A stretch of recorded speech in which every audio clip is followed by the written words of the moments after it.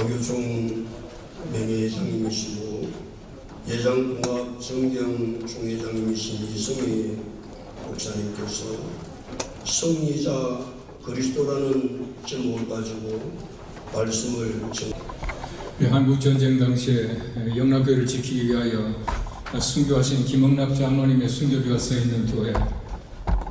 한국 전쟁 직전에 이 영락교회 오셔서 순교의 각오로 삽시다라고 설교하신 유선영 목사님이 쓰시는 영락교회에 우리 함께 모여서 귀한 예배를 드리게 된 것이 우리 하나님께 영광을 돌리고 우리의 큰 기쁨인 줄로 믿습니다.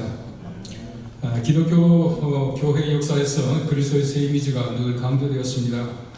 첫째는 그 아데 세력에서부터 승리한다는 그리스도의 승리, 크리스토스 빅토르라고 하는 이미지입니다. 콘스탄티누스를 비롯한 제국시대의 이 이미지는 대표적인 이미지였습니다. 둘째는 하나님의 심판을 대신하는 대리인으로서 그리스도입니다. 셋째는 경건한 삶을 위한 모델 혹은 도덕적 영향력으로 그리스도입니다. 승리자 그리스도는 이미지 이상으로 기독교의 희망입니다. 그리스도가 승리자가 아니면 우리의 믿음도 소망도 없습니다. 서기 100년에서 400년 사이에 기독교의 승리는 서구 역사에서 뜸입니다. 종교에 대하여 살벌했던 로마 제국에서 기독교처럼 성장한 종교는 없습니다. 사가들은 교회 역사를 세 줄기로 형성되었다고 말하고 있습니다. 헬라의 문화와 문학, 로마의 법과 정치, 그리고 히브리의 종교입니다. 얼마 전 시간이 흘러 세 줄기가 하나의 줄기 히브리 종교에 합류합니다. 바울이 헬라에서 복음을 전한 이후 헬라는 기독교 없이는 생각할 수가 없습니다. 로마도 마찬가지입니다. 지금 로마에 가면 기독교의 역사를 알아야 로마를 이해할 수 있습니다. 이 모든 것이 하나님의 승리요 그리스도의 승리라고 하는 것입니다. 시온은 아나미의 로마인의 이야기에는 복음이 로마에서 승리할 수 있던 이유를 첫째는 복음의 열정, 둘째는 부활신앙, 셋째는 도덕적 순결성, 그리고 넷째는 순교를 감당할 복음의 당당함이라고 말하고 있습니다. 순교는 분명히 기독교의 복음의 꽃입니다. 순교는 패배가 아니라 승리인 것입니다. 6.25 한국전쟁 70주년을 맞이합니다. 한반도에서 크고 작은 전쟁이 600번 이상 일어났다고 합니다. 미국의 여행 사이트인 러닝 플래닛에서는 한국은 수없는 침공을 받은 대륙의 작은 반도에 불과한데 중국의 일부가 되지 아니하고 고유한 문화와 주권을 잃지 않고 존재하는 것은 기적이라고 말하고 있습니다. 1954년 7월 27일 3년여의 한국 전쟁이 정전이 되었습니다. 아직도 우리나라는 전시 상태입니다. 지금도 전쟁 같은 어려움이 공포가 있습니다. 대성의 공동연락사무소가 폭파되고 전쟁 공포가 계속되고 있고 대성공단과 금강산에 군을 주둔하겠다고 말하고 있습니다. 그런데 반만년의 한반도 역사 가운데서 가장 전쟁이 적고 평화로운 기간이 지난 70년이었다고 하는 사실은 얼마나 역설적인 사실인지 모릅니다. 전시 상태이지만 경제가 발전하고 교회가 성장했습니다.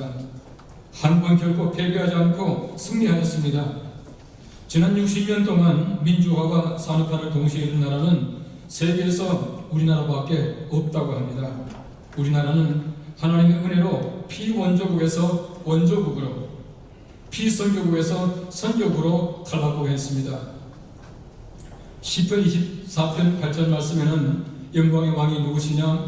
강하고 능한 여호와시요 전쟁에 능한 여호와시로다 라고 말하고 있습니다. 여호와는 전쟁에 능한 우리 하나님이십니다.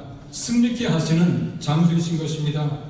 하나님은 전쟁하시는 천사장 미가엘을 보내시며 하나님이 싸우시고 하나님이 승리하시는 것입니다.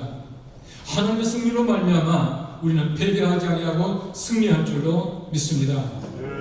먼저 그리스도가 승리하셨습니다. 오늘 보는 말씀 고린도전서 15장 57절에 말합니다. 우리 주 예수 그리스도로 말미암아 우리에게 승리를 주시는 하나님께 감사하노니 라고 말하고 있습니다. 우리에게 승리를 주시는 것은 예수 그리스도 때문입니다. 예수 그리스도의 승리로 우리가 승리할 수가 있습니다. 신약 성경 말씀에는 예수 그리스도로 말미암아라고 하는 말씀이 21번 기록되어 있습니다. 예수 그리스도는 우리의 중보가 되심을 말하고 있는 것입니다.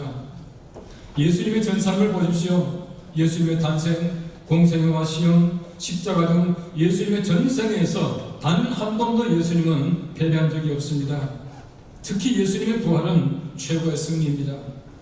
예수님께서 잡히시고 죽으실 때 세상이 승리했습니까? 유대인이 승리했습니까? 군중이 승리했습니까? 빌라도가 승리했습니까? 예수님만이 최후의 승리자이셨습니다. 예수님의 부활을 방해하려고 얼마나 그들이 악을 썼습니까? 무덤을 돌문으로 막았습니다. 그 위에 절대 열리지 않도록 인봉하였습니다. 제자들이 예수님의 시체를 훔쳐가는 것을 막으려고 로마 군인들이 보초를 썼습니다. 그런데 돌문이 열렸고 예수님은 부활하셨습니다. 그래서 그들은 제자들이 예수님의 시체를 훔쳐갔다고 소문을 냈습니다. 만일에 이런 삼엄한 경기 속에 시체를 훔쳐갔다면 세계 최강 로마군은 완전히 굴욕을 당한 셈입니다. 예수님의 부활을 방해한 모든 것은 오히려 부활의 증거가 되었다는 것입니다. 패배와 같이 보이는 승리가 부활입니다. 누가 봐도 예수님이 졌습니다. 그러나 결과적으로 예수님은 다시 사심으로 말미암아 승리, 이기셨습니다. 세상과 예수님은 원초적으로 갈등 관계입니다. 요한복음 1장 10절 말씀에는 세상은 그로 말미암아 지연바 되었으되 세상이 그를 알지 못하였고 라고 말하고 있습니다. 요한복음 15장 18절 말씀에는 세상이 너희를 미워하면 너희보다 먼저 나를 미워한 줄을 알라고 합니다. 예수님을 미워하는 세상은 예수님 때문에 우리도 교회도 미워하게 되어 있습니다. 요한복음 16장 33절 말씀에는 말합니다. 세상에서는 너희가 환난을 당하나 담대하라 내가 세상을 이겼노라 하십니다. 종래 예수님은 세상을 이기십니다. 어떤 이가 우리나라의 신호등은 가라고 하는 신호밖에 없다고 합니다. 초록불은 가고 노란불은 빨리 가고 빨간불은 알아서 가는 것이랍니다. 예수님의 삶을 보면 가라고 하는 신호밖에 없습니다. 승리를 향하여 멈춤이 없는 삶이 예수님의 삶입니다. 40일 금식 후에 시험도 승리의 길을 멈추게 하지 못했습니다.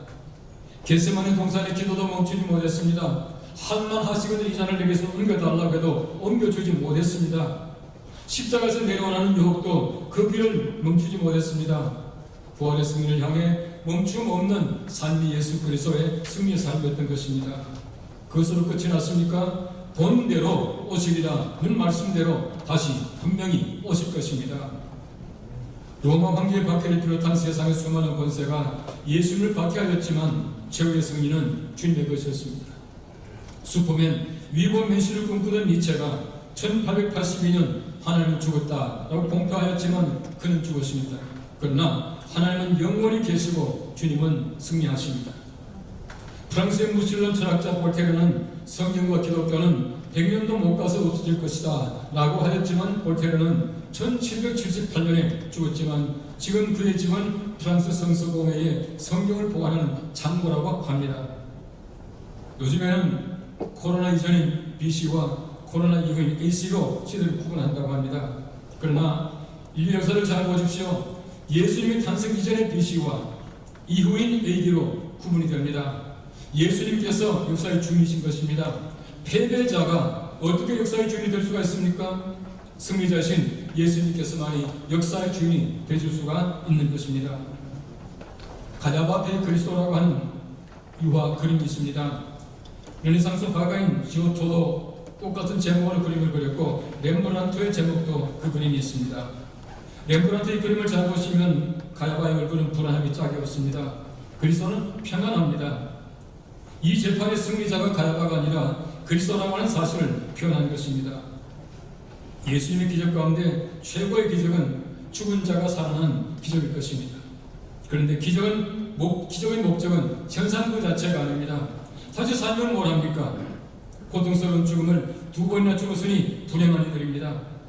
예수님께서는 야고의 딸과 나인성 바오의 아들과 나사로를 살리신 것은 어린아이든 청년이든 장년이든 금방 죽었든 조금 지났든 썩었든 다 부활한다고 하신 메시지입니다. 바로 이것은 예수님이 부활하신 것을 뜻합니다. 이들이 부활한 것이 아닙니다. 예수님께서 부활의 첫 열매이신 것입니다.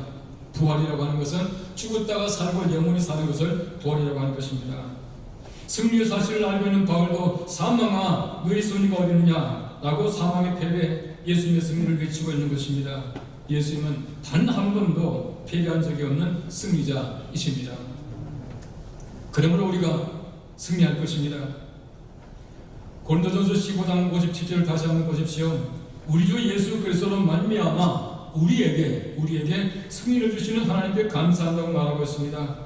그리스도의 승리는 우리 승리의 원인임의 목적입니다.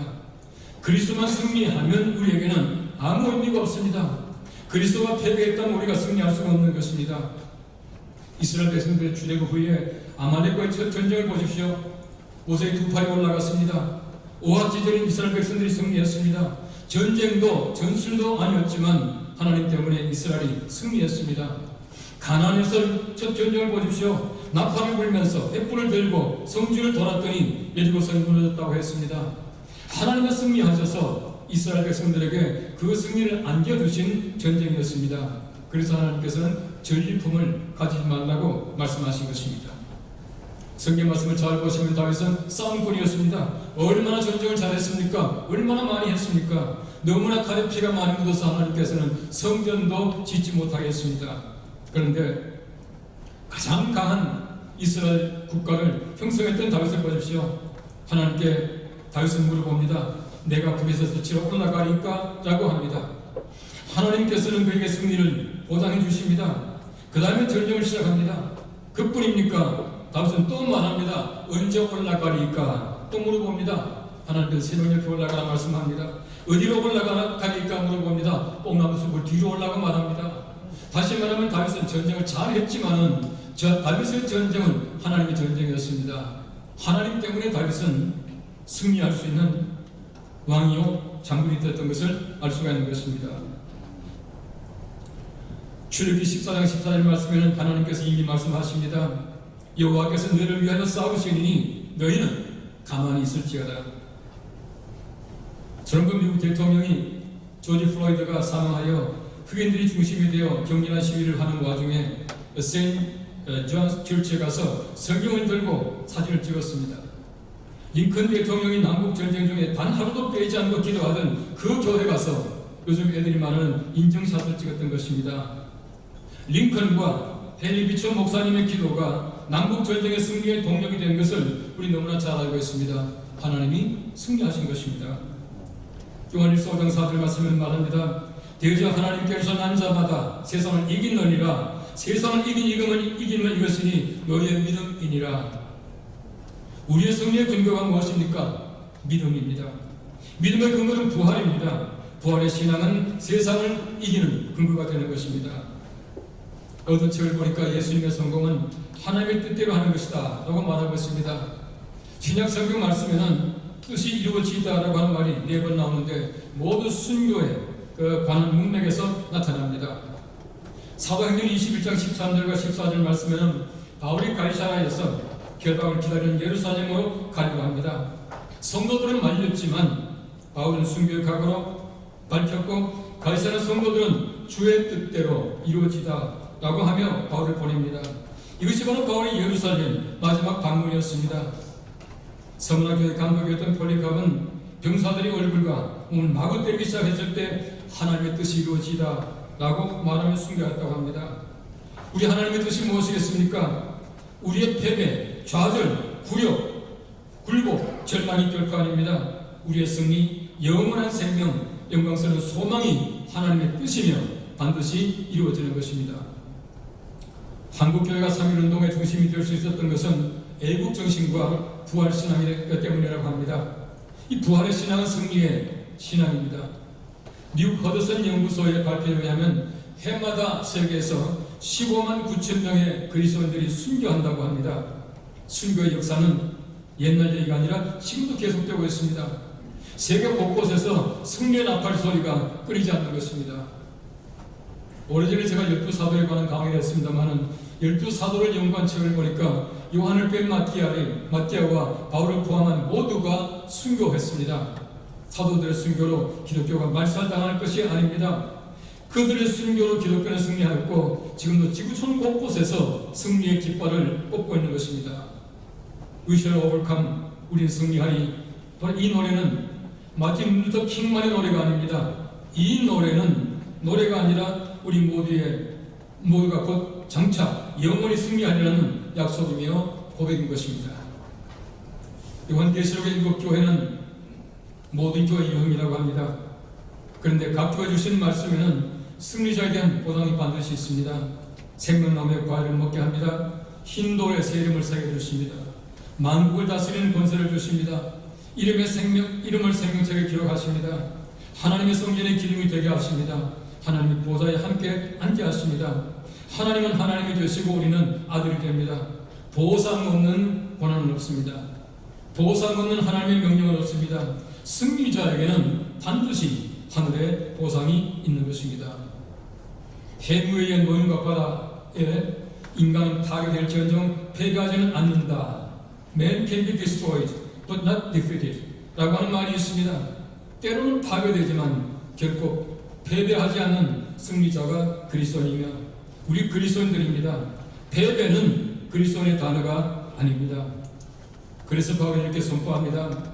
우리가 사방으로 우겨 삼을 당하여도 쌓이지 아니하며 답답한 일을 당하여도 낙심하지 아니하며 박해를 받아도 버림받지 아니하며 거꾸로뜨림을 당하여도 망하지 아니하고 우리가 항상 예수의 죽음을 몸에 짊어지면 예수의 생명이 또한 우리 몸에 나타나게 하려 함이라.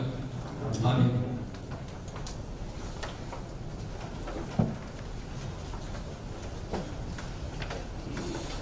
황교총 공동회장 되시고 예장진리 총회장 되신 공정자 목사님께서 민족의 평화와 통일을 허락하소서라는 제목으로 기도해 주시고 연이어서 동학총회 석이 되시는 조재호 목사님께서 손양원 목사의 순교 정신을 본받게 하소서 제목으로 기도해 주시겠습니다.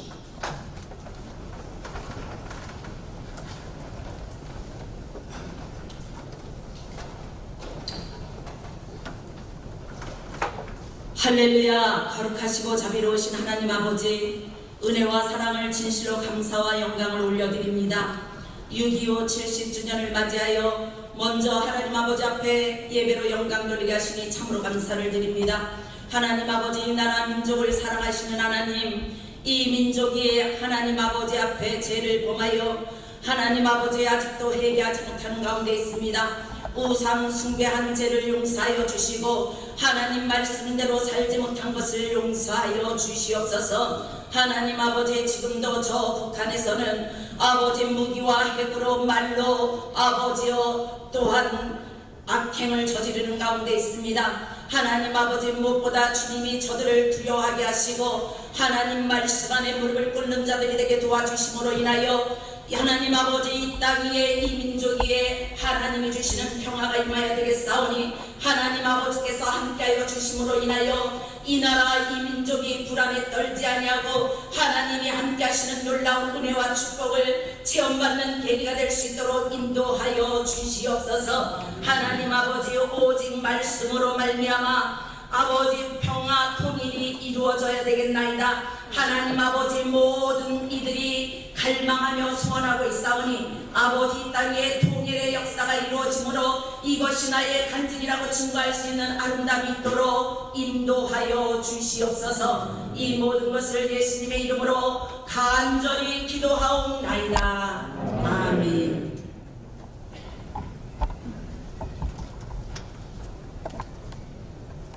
감사와 찬양과 영광을 받으실 우리 아버지 하나님, 시대의 굴곡진 세월에 이 민족이 가장 어렵고 비참했을 때에 하나님이 사랑하시는 귀한 종을 이 땅에 보내주시어서 민족의 경랑기 속에서 공산당의 총칼 앞에서 48세 짧은 생애로 고난을 이기고 승리할 수 있도록 사랑의 사도를 우리 가운데 허락해 주신 것을 감사드리나이다.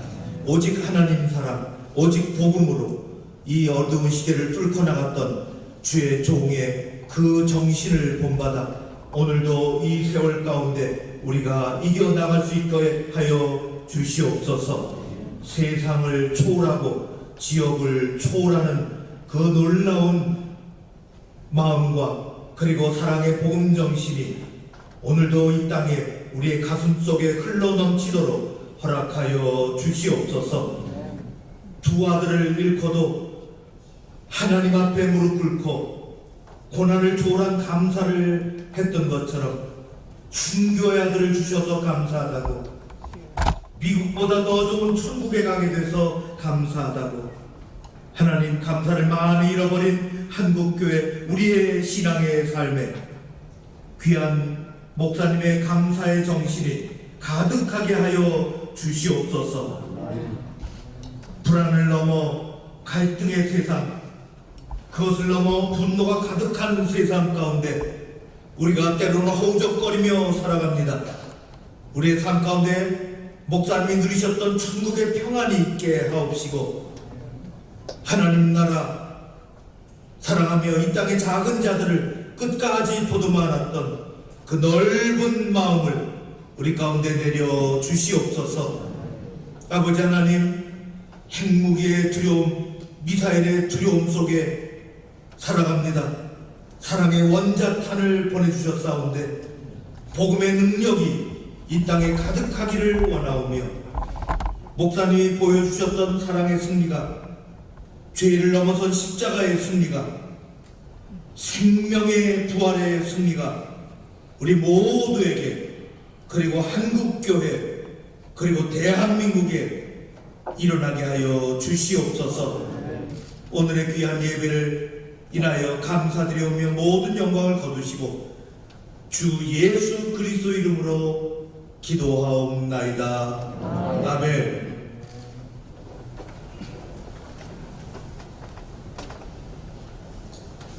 다 같이 그 자리에 일어나셔서 그 찬송 586장을 드리도록 하겠습니다.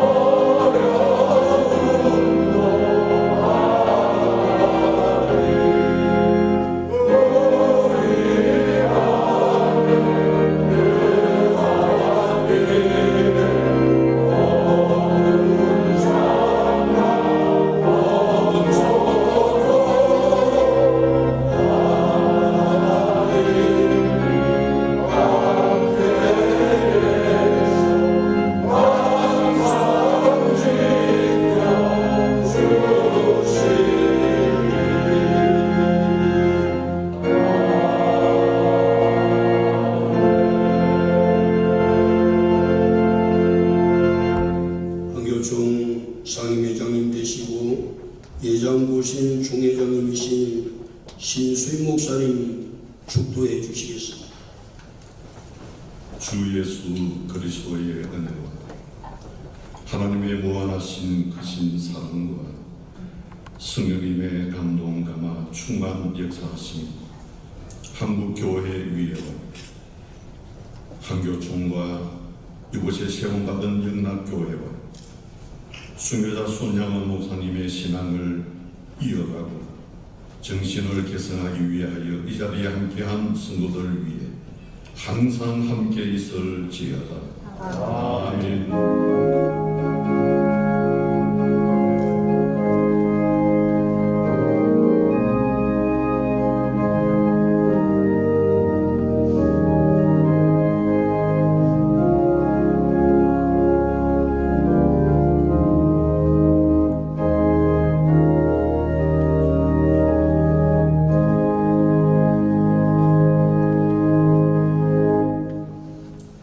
잘 앉으십시오. 이제 2부 기념식과 특별 강연 사회를 맡은 한교촌 대표이사 김태현 목사입니다. 이 시간에는 범교회 의임 목사이신 김은성 목사님께서 나오셔서 환영 인사를 해주시겠습니다.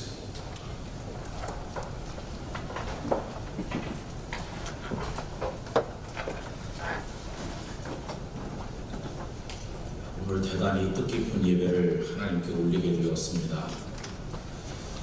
그렇지만 대단히 유감스럽게 생각을 하는 것은 오늘 같은 예배는 사실은 없어야 되는데 하는 생각이 들기 때문입니다. 이 땅에 전쟁이 없었더라면 또 손 목사님처럼 귀하신 분이 순교하는 비극이 일어나지 않았더라면 이렇게 마음 아픈 기념 예배는 드리지 않아도 되었을 텐데 이런 생각을 하니까 마음이 몹시 아픕니다.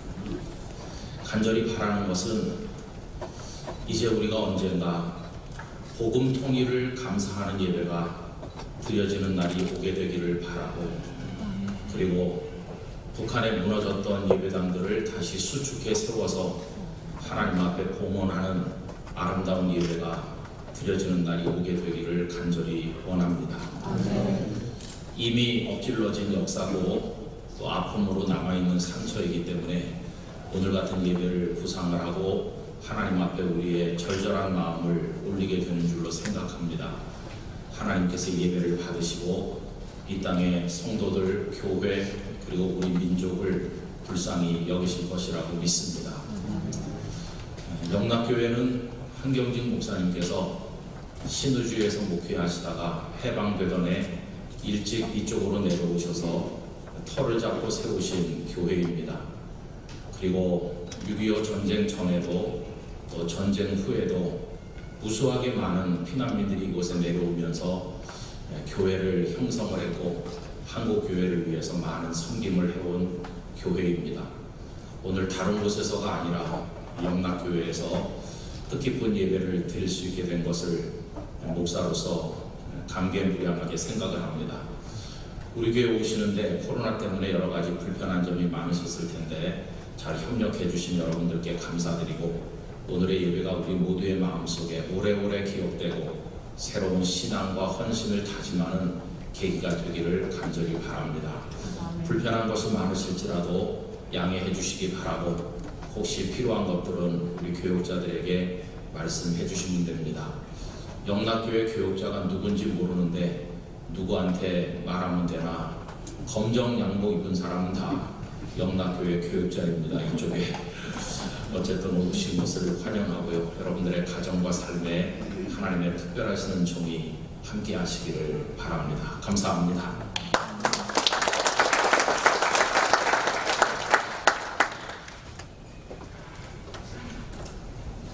네, 이 시간에는 산돌 손양원 목사님의 약사 및 경가보고를 손양원 정신문화개선 사업의 이사 권희경 목사님이 해주시겠습니다.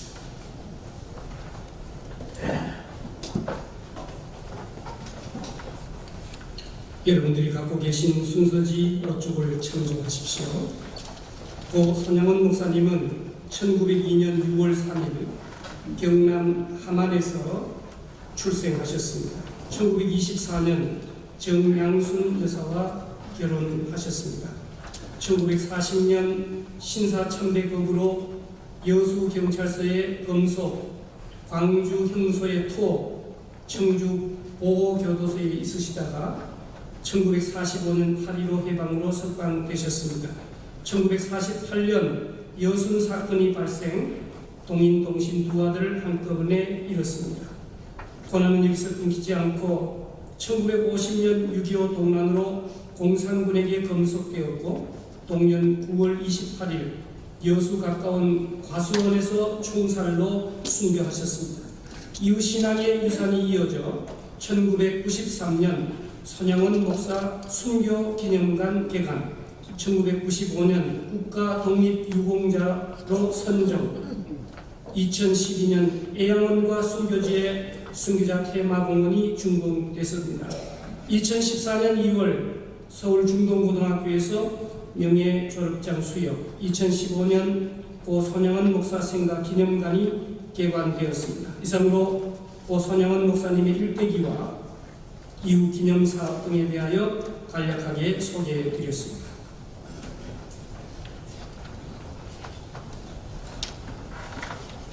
기념사를 두 분이 하시겠습니다. 한국기독교협의회 회장이신 윤보환 감독님, 또 평통연대 상임대표이신 강경민 목사님께서 순서대로 나오셔서 기념사를 해주시겠습니다.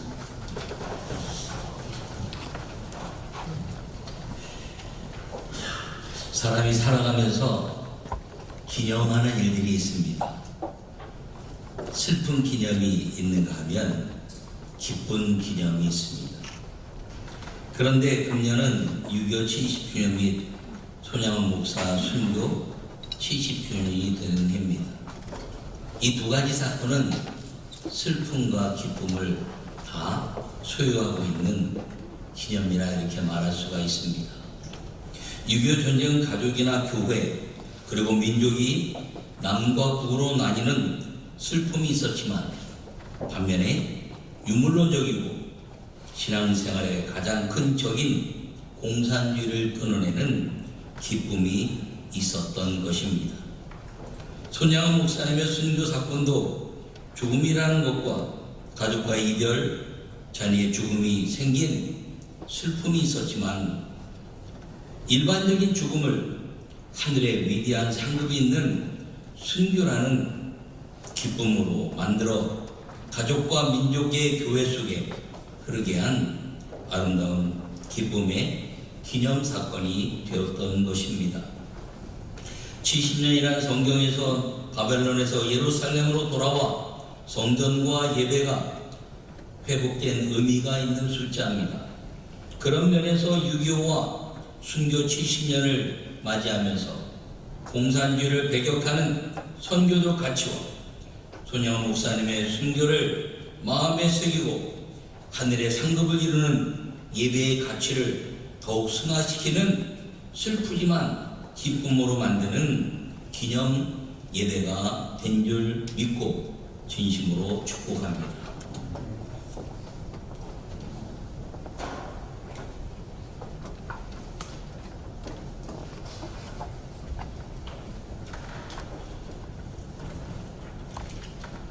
역사는 사건인과 동시에 해석입니다. 올해는 6.25 한국전쟁이 발발한 지 70년이 되는 해이고 전쟁의 상처를 극복하기 위해 전쟁 후 50년 만에 남북 정상이 만나 민족의 평화적 통일을 자주적으로 성취하자고 약속한 지 20년이 되는 해입니다. 마땅히 깊은 성찰을 통해서 역사가 재해석되고 창조적인 역사를 위해 새로운 진전이 이루어져야 하겠습니다. 전쟁 후 한국교회는 전쟁 후유증을 극복하고 이 나라를 공산주의와 외세의 침범으로부터 지키기 위해 혼신의 힘을 쏟아왔습니다. 그럼에도 불구하고 우리는 하나님의 뜻을 이루기에는 많이 부족했습니다. 아쉬운 것이 심히 많았지만 하나님께서는 이 나라를 축복해 주셔서 오늘날 대한민국은 세계가 인정하는 선진국의 반열에 우뚝 서게 되었습니다. 한국교회가 평화 지킴이의 사명을 다했다라는 과거의 업적에 머물러 있을 수는 없습니다. 과거에 머물러 있는 것은 죄입니다. 평화를 만드는 자가 하나님의 아들이라 일컬음을 받을 것이라 가르쳐 주신 주님의 말씀을 엄중히 생각하고 평화를 위한 인내와 희생적 헌신이 절실히 요구되는 오늘입니다. 우리에게는 간디를 능가하고 마더 테레사의 사상을 넘어선 사랑에서도 손양원 목사님의 위대한 유산이 있습니다. 손양원 목사님 순교 70주년을 기념하는 오늘, 우리는 자랑만 할 수 없는 아픔이 있습니다. 그 위대한 사상과 삶을 역사 속에 체휼하지 못했던 못난 역사를 부끄러운 마음으로 통회하면서 이 땅의 평화의 길이 활짝 열리기까지 사랑으로 인고의 길을 걸어가야 할 것입니다. 주님께서도 더 많이 받은 자에게 더 많은 책임을 요구하셨습니다. 우리 자녀들과 남과 북 8천만 교회가 평화의 한반도에서 행복하게 살 수 있도록 한국교회가 온몸으로 헌신하는 또 한 번의 계기를 만드는 오늘이 되기를 소망합니다.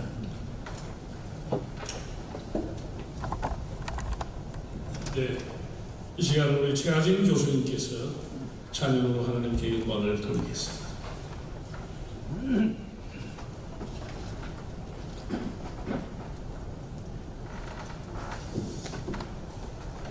제가 찬양을 하러 여기를 왔는데요. 찬양을 못 부를 것 같아요. 너무나 이 분위기가 무거워요. 소리가 안 나온다고 이렇게. 근데 제가 배운 그 성경 구절에 항상 기뻐하라, 쉬지 말고 기도하라, 범사에 감사하라, 이는 그리스도 안에서 너에게 베푸신 하나님의 뜻이라 그랬는데, 이 마스크까지 끼고 저렇게 좀 허간데 계시니까 좀 노래하기가 좀 그럽니다. 근데 조금 한번 웃어보세요. 아하하. 마스크 끼니까 웃음소리도 이상합니다. 저는 어저께 우리 마당에 그 산에 그 나는 그 나리 그걸 갖다 몇 개 얻은 것도 있고 산 것도 있고 그걸 마당에 이렇게 심으면서 그 꽃을 보는데 너무 좋았습니다. 그 손양원 목사님께서 하늘나라에서 여러분들 꽃처럼 바라보실 것 같아. 그러니까 다 손양원 목사님도 기쁜 얼굴이실 것 같은데 저는 지금 이 찬양을 보니까 조금 좀 어려운 찬양인데 주 하나님 지으신 모든 세계 찬양하겠습니다.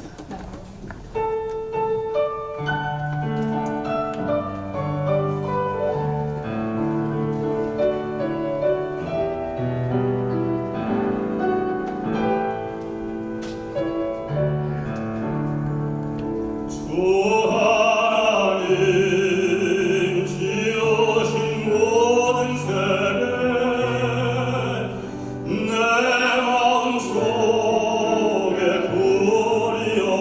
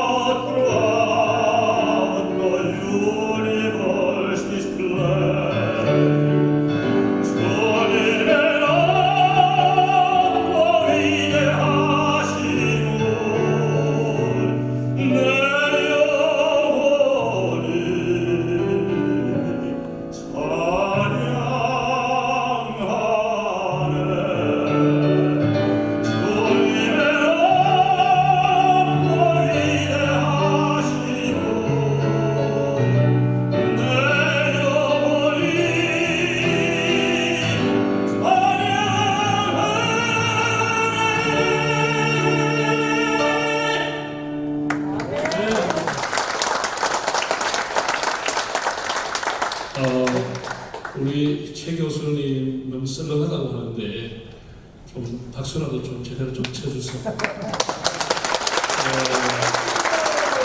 우리 1984년도에 미국에 정말 돈 한 푼 없이 가셔가지고 줄리아드 음대 수석으로 입학을 하고 미국 뉴욕타임스에서 최고의 힘 있는 소리를 소유한 사람이라는 평가를 받고 대학가에도 초청을 받아서 하고 카네기홀에서도 독창을 할 정도로 세계적인 음악가입니다. 예, 우리 다시 한번 박수 한번 하겠습니다.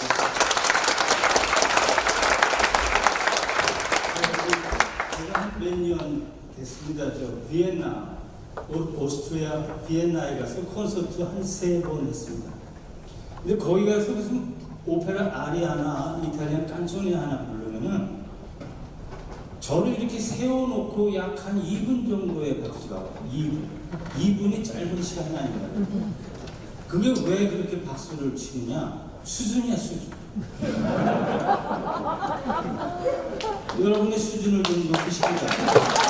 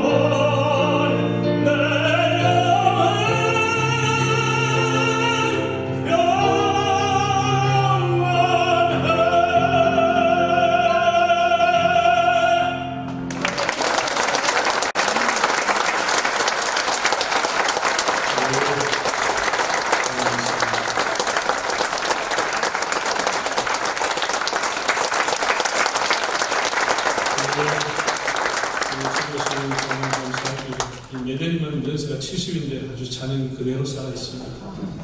이제 우리 존경하는 김경현 목사님, 강경교회 원로 목사님께서 손양원 목사님을 기억합니다. 제목으로 특별 강연해 주시겠습니다. 박수로 우리 환영하겠습니다.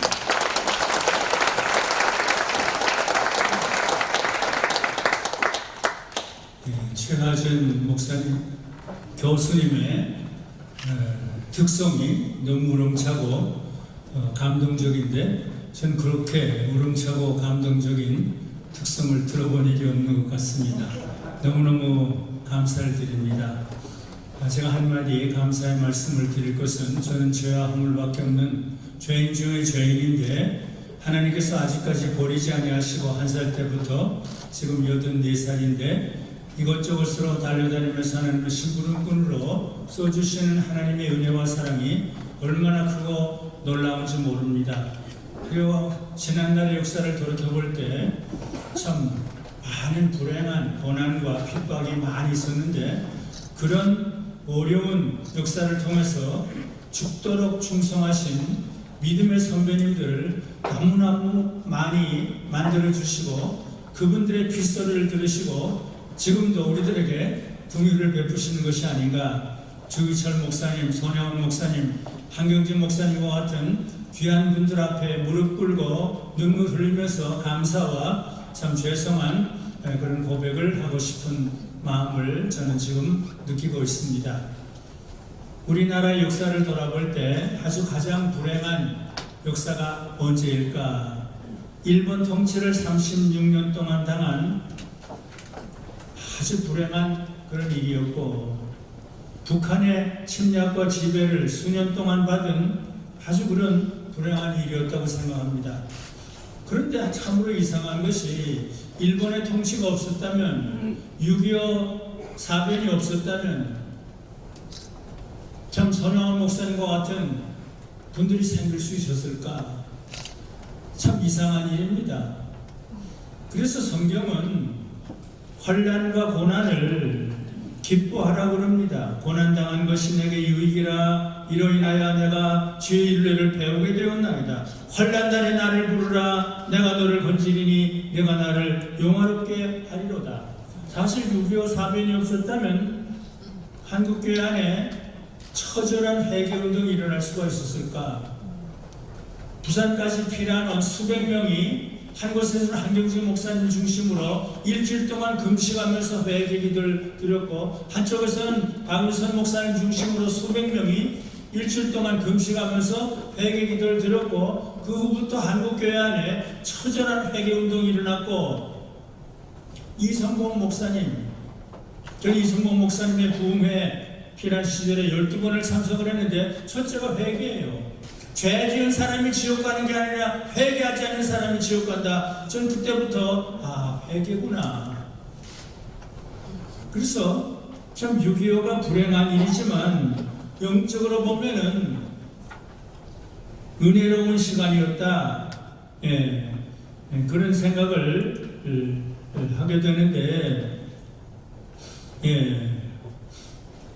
그래서 사실 저는 처음에 부산에 갔다가 그 다음에 대구에 가서 중학교 1, 2, 3학년을 지났는데 이성모 목사님 부흥회에 12번을 참석하면서 그때는 월요일부터 토요일 새벽까지예요. 제일 앞자리에 앉아서 이 목사님의 말씀을 그렇게 가슴으로 받아들이면서 참 이성모 목사님의 말씀이 여러 가지지만은 다 지금 여기는 회개와 성결, 구령, 영혼을 구원하는 것.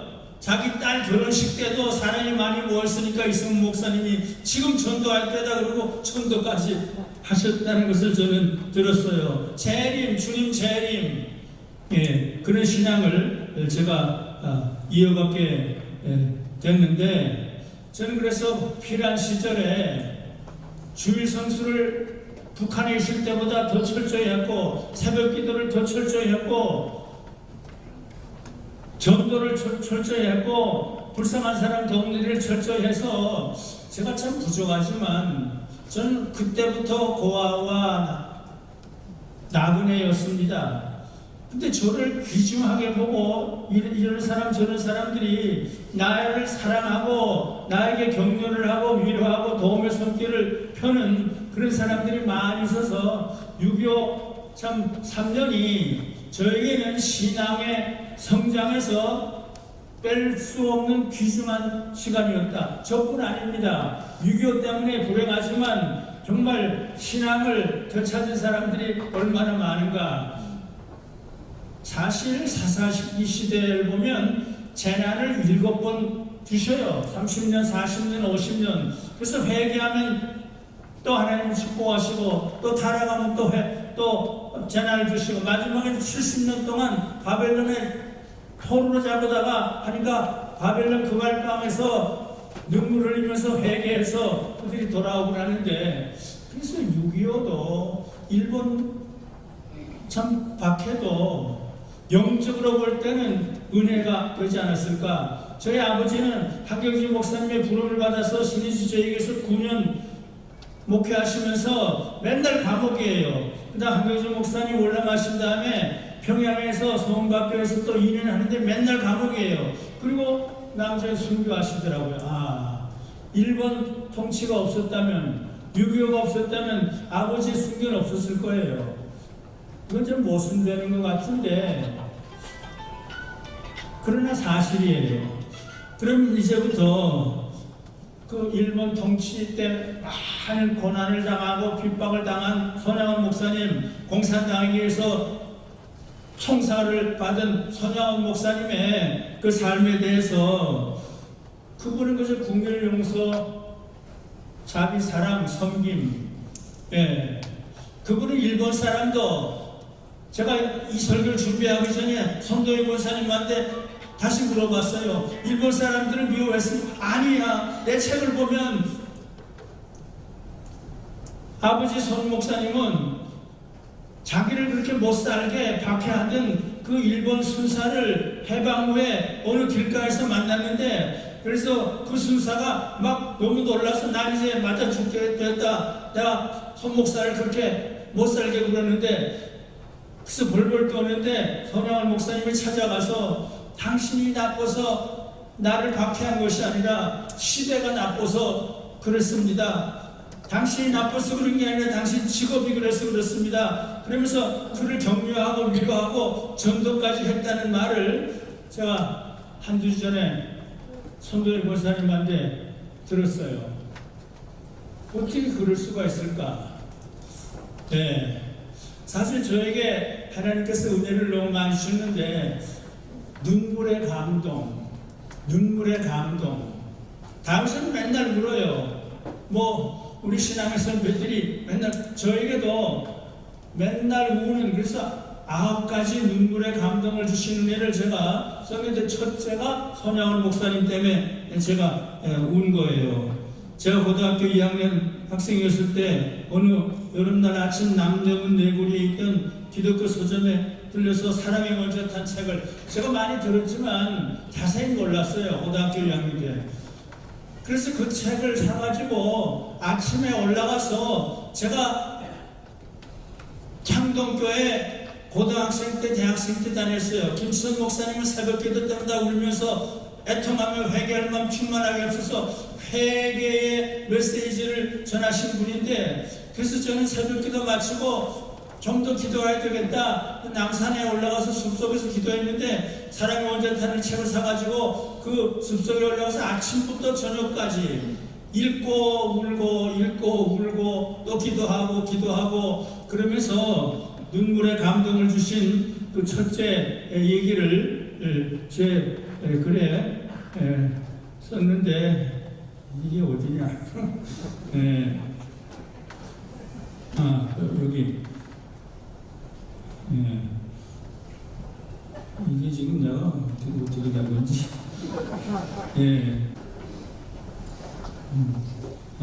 여기. 하여튼 어느 곳에, 이게 내가 영 몰라 통 몰라 가르쳐줘도 몰랐는데, 이게 지금 다 준비를 했단 말이야. 하여튼 내가 그 책을 읽으면서 어떻게 이 세상에 이런 사람이 있을까? 한 번은 남한자 아이들을 데리고 손양원 목사님이 소풍을 갔는데, 남한자 아이들이 우리를 그렇게 사랑하는 손 목사님 우리한테 와서 병들면 안 돼, 그리고 자기들이 가져왔던 도시락을 자기들끼리만 먹으려고 그랬다고 그래요. 근데 손양원 목사님 그 눈치를 채고 가서 막 뺏어 먹었대요. 저는 그걸 읽으면서 어떻게 이런 일이 어디 있을 수가 있을까? 어떻게 이런 일이 있을 수가 있을까? 그리고 두 아들을 죽인 안재선을 그렇게 끌어안고 양자를 삼았다는 얘기를 읽으면서 저는 어떻게 세상에 이런 일이 있을 수 있을까? 그 다음부터는 손양원 목사님을 제가 제일 사랑하고 제일 존경하는 그런 사람이 됐는데, 제가 17년 전에 손양원 목사님 시체와 정양순 사모님의 시체와 동인동신군의 시체가 묻혀있는 곳을 갔어요. 제가 17년 전인 2003년 2월 18일 손양원 목사님 시신과 정양순 목사님 시신과 두 아들의 시신이 함께 묻혀있는 여수 애양원 묘지 앞에 서서 저는 가슴이 저려오는 슬픔과 아픔과 감동을 받으면서 운 일이 있었어요.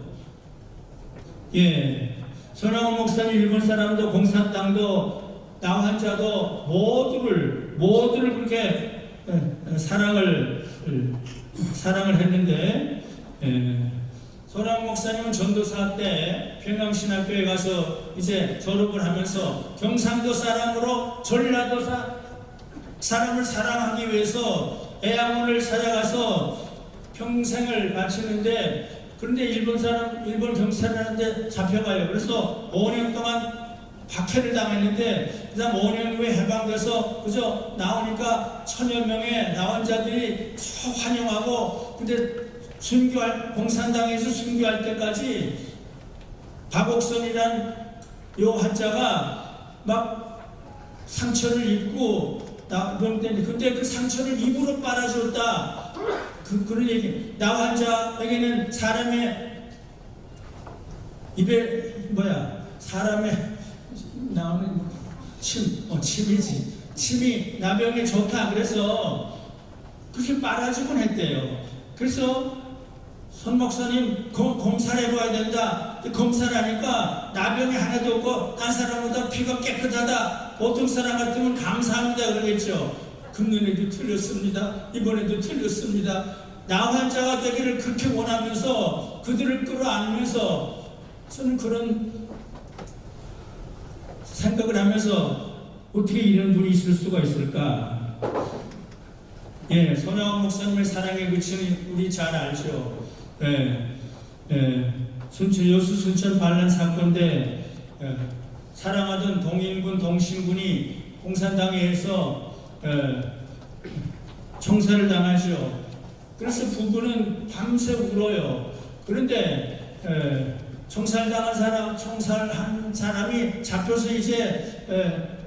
잡혀서 죽게 됐다. 그 소식을 듣고 저 영혼 불쌍히 어떻게 내 두 아들은 죽어서 천국 가는데 저거 용서해야 돼, 저거 사랑해야 돼, 내 아들 사봐야 돼. 그리고 막 지금 총살하게 된 그때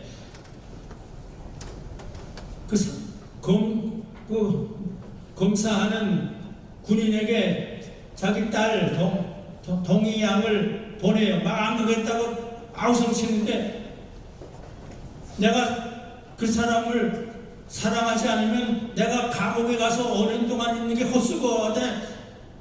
용서뿐만 아니라 사랑해야 돼. 그래서 동희양이 가서 확 울면서 우리 아버지가 두 오빠를 죽인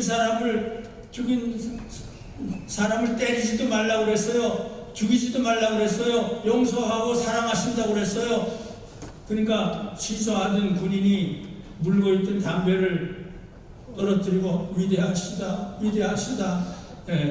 그리고 두 아들을 총살한 안재선도 아마 거기서 울었다고 그래요. 나중에 손양원 목사님은 그 안재선을 양아들로 삼죠. 결혼을 해서 아들이 넷인데 맏아들이 목사가 됐어요. 아마 그런 일은 세상에 없을 거예요. 지금 우리들은 6.25 사변 70주년을 맞으면서 6.25 사변이 불행한 원통한 일이었지만 6.25 사변을 통해서 처절한 회개의 기도 운동이 일어나게 되었다는 얘기를 했어요.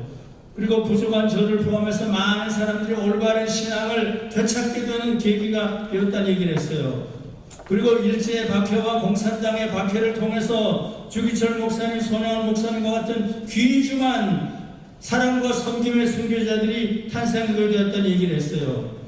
세속주의와 인본주의로 치우치고 있는 오늘의 부끄러운 한국교회가 무릎을 꿇고 바라보면서 배워야 할 일은 온갖 종류의 박해에도 불구하고 순수한 신앙을 절개를 지키면서 처절한 회개와 순수한 원수 사랑과 섬김의 삶을 살다가 죽으신 순교적인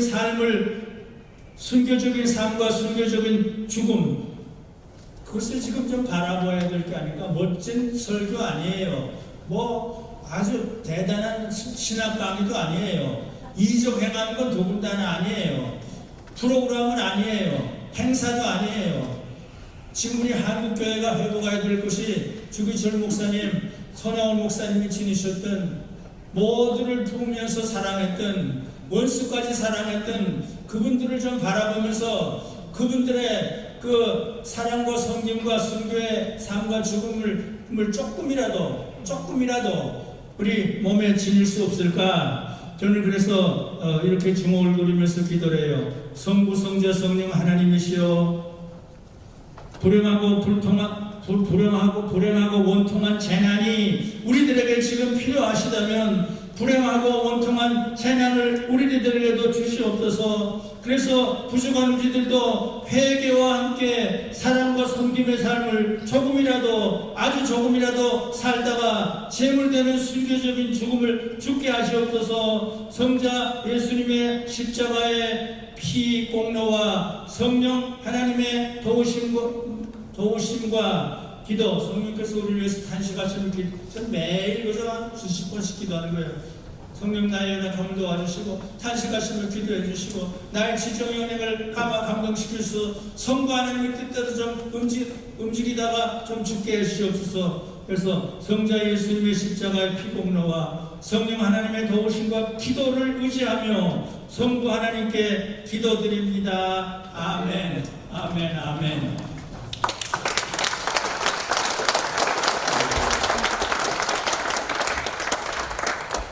우리 목사님께서 직접 이렇게 원고를 쓰셔가지고 이렇게 오셔서 손양원 목사님 귀한 말씀을 드렸습니다. 감사합니다. 이제 이 시간 성명서 발표를 준비하시겠습니다. 한교총 대회 공동대표장이신 유정호 목사님, 손양원 정신문화개선사업의 이사장 진희근 목사님 두 분이 나오셔서 성명서를 발표하시겠습니다.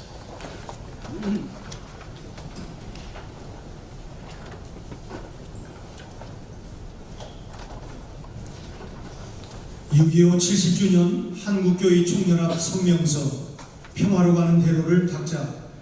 2020년은 6.25 한국전쟁 70주년이 되는 해이다. 동족 간에 벌인 3년여의 전쟁은 한반도를 초토화시키고 민족의 가슴에 깊은 원한을 심어놓았다.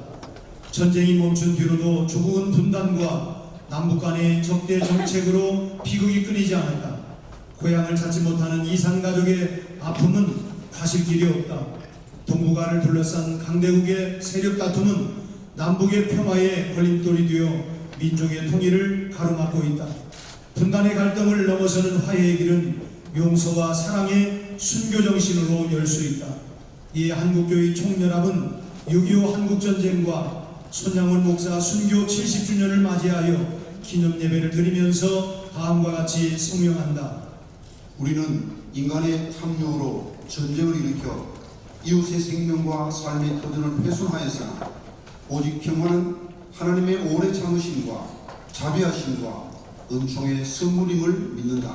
정부는 휴전 상태를 종식하고 평화 체제로의 전환을 위해 보다 적극적으로 행동하며 주변국의 대화와 협력을 통해 평화 정착의 대로를 평탄하게 하라. 여야 정당은 오직 민족의 공존과 국익을 위해 민족 문제를 정략적으로 이용해온 것을 반성하고 신뢰 회복으로 교류와 협력의 기틀을 마련하라. 미국과 중국 등 주변국들은 자국의 이익에 편승한 한반도의 영구 분단 정책을 내려놓고 분단된 민족, 분열된 가족의 교류를 보장하라. 한국교회는 시민사회와 연대하여 무력과 대결을 통한 적대시 정책을 거부하며 평화의 길을 열어가는 데 헌신할 것이다. 한국교회는 그리스도의 가르침을 따라 북한 동포들에게 인도적인 주의 사랑의 실천을 위해 노력할 것이다. 한국교회는 다음 세대를 통일 세대로 키워서 한반도의 평화를 정착하고 동북아와 세계 평화를 선도하는 민족의 과제를 수행하는 데 힘쓸 것이다. 2020년 6월 18일 사단법인 한국교인 총연합.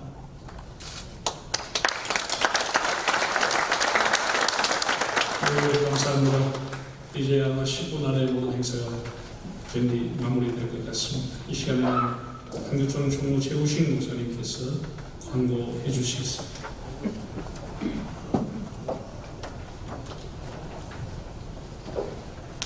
감사합니다. 광고와 인사 순서를 먼저 진행하겠습니다. 먼저 손영원 목사님 외손자요 하만 순교자 기념 관장님이신 박유신 목사님을 소개하겠습니다. 박유신 목사님 나오셔서 인사와 함께 또 가족 소개를 하시겠습니다. 저희 어머니 손양은 목사님의 장녀 손동희 권사님은 올해 88세이십니다. 건강은 매우 좋으시고요. 단지 지력이 조금 떨어지셨기 때문에 여러분들께서 기도해 주시면 내년에 다시 이 자리에 올 수 있을 것으로 생각이 됩니다. 저희 이모 손동연 사모님은 결국엔 사랑이란 책을 하나 쓰셔가지고 여전히 손양은 목사님의 정신과 신앙을 개선하는 데 노력하고 계시고요. 저희 막내 삼촌 손동길 목사님은 여수 애양원에서 또 가이드를 하고 계시면서 또 할아버지의 정신을 전파하고 있습니다. 또 저는 하만에 있는 손양은 순교 기념관 관장으로 올해 부임했고 또 기독교 포털 뉴스라는 이단 전문 연구위원으로서 집필 활동에 주력을 하고 있습니다. 직전 관장님이 안재선 이셨는데 안재선의 아들 안경선 목사님이셨습니다. 이분은 지금 아프리카의 나병 환자들이 가장 많은 브론디라는 나라의 선교사로 가시고자 지금 대기 중에 있습니다. 저희 가족들을 위해서 기도해 주시고요. 내년에 다 함께 이 자리에 참석할 수 있기를 소망합니다. 감사합니다. 오늘 있기까지 대한민국을 축복하시고 동행하시는 성삼위 하나님께 감사와 영광을 올립니다. 오늘 이 장소를 제공해 주신 영락교회 당회와 김은성 담임 목사님, 말씀을 전해주신 이성희 목사님, 김명혁 박사님, 한교총 대표 회장님과 순서를 담당하신 모든 분들에게 감사를 드립니다. 저녁 식사는 영락교회에서 도시락으로 준비해 주셔서 지하 1층과 지하 2층 식당에 준비했습니다. 순서자들과 교단 관계자들은 지하 1층으로 성도들과 기자님들은 지하 2층을 이용해 주시기 바랍니다. 또 바쁘신 분들은 받아 가지고 가셔도 되겠습니다. 식당 장소는 영락교회 교역자님들 검은 양복을 입으신 분들에게 안내를 받으시면 되겠습니다. 손영원의 정신문화 계승 사업에서 본교회 마당에서 기념 전시회를 갖고 있고 또 기념 책자를 선물로 주셨습니다. 관람해 주시고 빠짐없이 선물을 받아가 주시면 감사하겠습니다. 이 책자입니다. 손양원의 복준 서신과 만화 손양원 이 두 권의 귀중한 책을 이렇게 증정해 주셔서 대단히 감사합니다. 오늘 행사는 한교총이 주최하고 예장통합총회가 주관하면서 여러 기관에서 협조를 했습니다.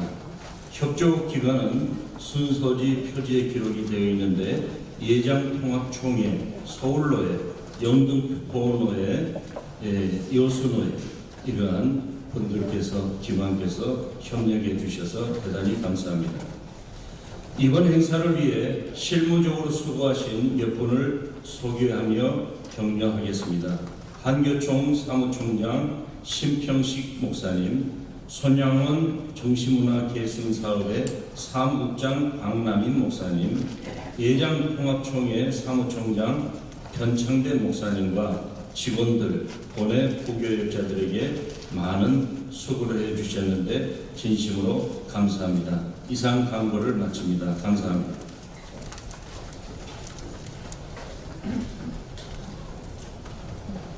네, 이제 마지막 순서가 되겠습니다. 오늘 예장합동 총회장 행사가 있어서 못 오시고 장로 부총회장 윤선율 장로님이 오셨습니다. 마지막 이제 마무리 기도를 하시겠습니다.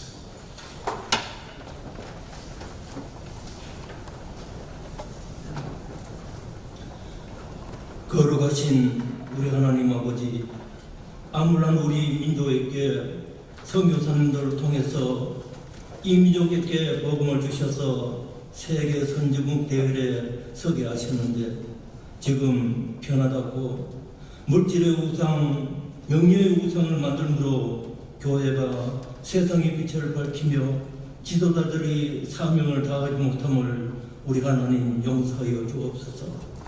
코로나19가 창궐하여 걷잡을 수 없도록 위험에 처해져 있습니다. 하나님께 예배를 온전히 드려야 하는데 회중들이 모이는 것은 불안할 수밖에 없고 거리두기를 해야 하는 어려움에 이르게 되었습니다. 우리 하나님, 우리를 용서하여 주옵소서. 우리 한국교회 앞에 선 모든 지도자분들이 하나님의 말씀으로 회복시켜 주옵소서. 더욱더 교회가 교회답게 지도자들이 지도자답게 하나님을 바르게 섬길 수 있도록 우리 하나님이 인도해 주시기를 간절히 주님께 간구하고 원합니다. 우리 한국교회가 더욱더 하나 되도록 하나님이 축복해 주시고 더 뭉쳐서 우리의 교단 정책보다 거룩하신 하나님의 뜻을 이루며 한국교회가 하나 되는 귀한 역사를 이루어지게 하여 주옵소서. 손양원 목사님의 사랑의 승주를 본받게 하여 주옵소서. 그러므로 통해서 통일의 복음의 꽃씨를 뿌림으로 저 북녘 땅에도 지하 골방에서 하나님을 섬기고 있는 성도들이 마음껏 하나님을 섬기며 남과 북이 평화롭게 복음으로 통일을 이루게 하여 주옵소서. 거룩하신 우리 하나님, 그러므로 통해서 민족의 평화가 공존이 되며 번영을 이루어질 수 있도록 주님이 축복해 주시기를 간절히 주님께 간구하고 원합니다. 오늘 이렇게 귀한 예식을 하나님의 은혜 가운데 마치게 하심을 더욱더 감사합니다. 예수님의 거룩하신 이름으로 기도드려옵나이다. 아멘. 네, 이제 사회자로서 한 말씀을 하고 마치겠습니다. 오늘 우리 예장통합의 많은 목사님들, 장로님들, 또 타교관의 총무님들 많이 참석해 주셔서 감사드리고요. 이쪽에 앉은 이 전자 검은색 옷은 전부 우리 연락교회 부목사님들입니다. 감사합니다. 우리 부목사님들한테 제가 한 말씀 하겠습니다. 손양원 목사님이 애양원교회 부임을 하셔서 했던 첫 번째 기도 중에 이런 기도가 있습니다. 하나님, 저희 이제 나한자의 목회가 시작이 됐습니다. 제 목회가 나한자 목회를 함으로써 마쳐지게 해주십시오 라는 기도를 드렸다고 합니다. 그분은 그 기도대로 나한자 목회를 하시다가 순교의 면류관을 쓰고 한국교회의 등대와 같이 빛나게 됐습니다. 우리 젊은 목사님들이 다 생계를 위해 살지 말고 사명을 위해 사는 귀한 종들이 되시기를 바랍니다. 우리 한번 박수로 축복하겠습니다. 네, 감사합니다. 오늘 목사를 마치겠습니다.